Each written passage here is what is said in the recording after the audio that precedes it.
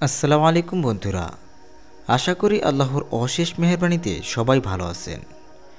বন্ধুরা, আমরা প্রায় সময়ই খেয়াল করি যে মসজিদে যখন ফজরের আজান হয় এ সময় এলাকার কুকুরগুলো কাঁদতে শুরু করে। আজান শেষ হলে ওদের কান্না বন্ধ হয়ে যায়। এর আসল রহস্য কী? সেটা কেবলমাত্র একদিন নয়, প্রতিদিন। বন্ধুরা, এই ভিডিওটি খুবই তথ্যবহুল এবং গুরুত্বপূর্ণ। ঘটনাটি জানতে ভিডিওটিতে একটি লাইক দিয়ে সম্পূর্ণ ঘটনাটি শোনার অনুরোধ রইল। আজানের সময় শয়তান পালিয়ে যায় যা দেখে কুকুর কাঁদতে থাকে। কিন্তু আমার প্রশ্ন হলো, শয়তান দেখলে তো কুকুর ঘেউ ঘেউ করবে, আর কুকুরের কান্না রমজান মাসেও শুনেছি।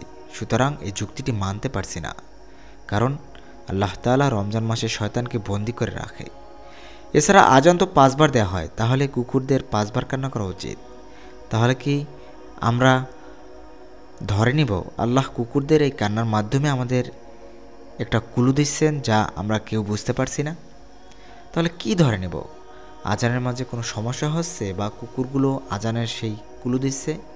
আল্লাহ যদি সেটা হয়ে থাকে, তাহলে আপনারা এই ব্যাপারে মানুষকে বলুন, আপনারা এই ব্যাপারে চিন্তা করুন।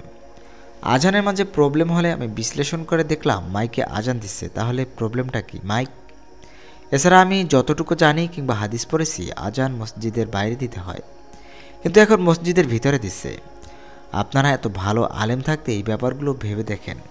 আল্লাহ আমাদের মাফ করে দিবেন, আমিন। উত্তর: হে বনি আদম, শয়তান যেন তোমাদের বিভ্রান্ত না করে। যেমন সে তোমাদের পিতামাতাকে জান্নাত থেকে বের করে দিয়েছে, এমতো অবস্থায় যে তাদের পোশাক তাদের থেকে খুলিয়ে দিয়েছি, যাতে তাদেরকে লজ্জাস্থান দেখিয়ে দেয়, এবং সে তার দরবল তোমাদেরকে দেখে, যেখান থেকে তোমরা তাদেরকে দেখো না।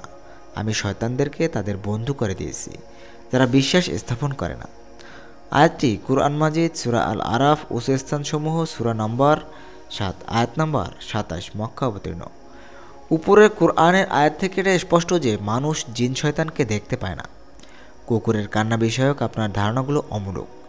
আজান শুনে শয়তান পালাতে থাকে। শয়তানের সেই ভয়ার্ত পলায়ন অনেক সময় কতিপয় কুকুর দেখতে পায়, আবার কখনো দেখতে পায় না। যখন শয়তানের সেই ভীত সন্ত্রস্ত পলায়ন দেখে কুকুর অনেক সময় ঘেউ ঘেউ করে, আবার অনেক সময় কাঁদতে থাকে। আর রমজান মাসে বড় শয়তানকে বেঁধে রাখা হয়, সকল শয়তানকে নয়। তাই রমজান মাসেও শয়তানের পলায়ন দেখে কুকুর কাঁদতে বা ঘেউ ঘেউ করতে পারে। সুতরাং এ বিষয়টি নিয়ে অহেতুক চিন্তিত হবার কিছুই নেই। আজান দেবার উত্তম পদ্ধতি বাইরে দেওয়া। এখন মসজিদের ভিতরে মাইক দিয়ে দেওয়া হয়, এতে কোনো সমস্যা নেই। এ কারণে কুকুর ঘেউ ঘেউ বা ক্রন্দন করে মনে করার কোনো সুযোগই নেই। আবু হুরায়রা রাদিয়াল্লাহু তাআলা আনহু হতে বর্ণিত, তিনি বলেন, রাসূল সাল্লাল্লাহু আলাইহি সাল্লাম বলেছেন, সালাতের জন্য আজান দিতে থাকলে শয়তান পিঠ ফিরিয়ে পালায় এবং বায়ু ছাড়তে থাকে, যাতে আজানের শব্দ তার কানে না পৌঁছায়। আজান শেষ হয়ে গেলে সে ফিরে আসে। আবার যখন ইকামত শুরু হয়, পিঠ ফিরিয়ে পালাতে থাকে। ইকামত শেষ হলে আবার ফিরে আসে। সালাতে মানুষের মনে সন্দেহ তৈরি করতে থাকে। সে বলে, অমুক বিষয় স্মরণ করো, অমুক বিষয় স্মরণ করো। যেসব বিষয় তার মনে ছিল না, সব তখন মনে পড়ে যায়। পরিশেষে মানুষ অচেতন হয় আর বলতে পারে না কত রাকাত সালাত নামাজ আদায় করা হয়েছে।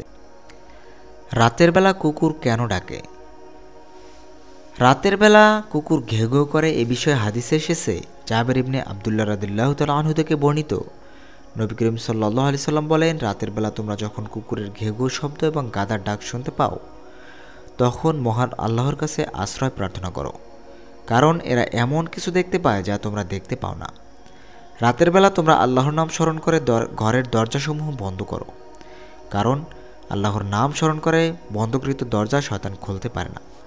তোমরা কলসিগুলোর মুখ ঢেকে দাও, মশকের চামড়া তৈরি পানির পাত্র মুখ বেঁধে দাও এবং পাত্রগুলো উপর করে রেখে দাও। আবু দাউদ হাদিস নাম্বার 1246। রাতের বেলায় কুকুরের ডাক শুনলে দোয়া। যখন তোমরা রাত্রিবেলা কুকুরের ডাক ও গাধার স্মরণ শুনবে, তখন তোমরা সেগুলো থেকে আল্লাহর কাছে আশ্রয় চাও, কেননা সেগুলো তা দেখে তোমরা যা দেখতে পাও না। আবু দাউদ 327 নম্বর হাদিস।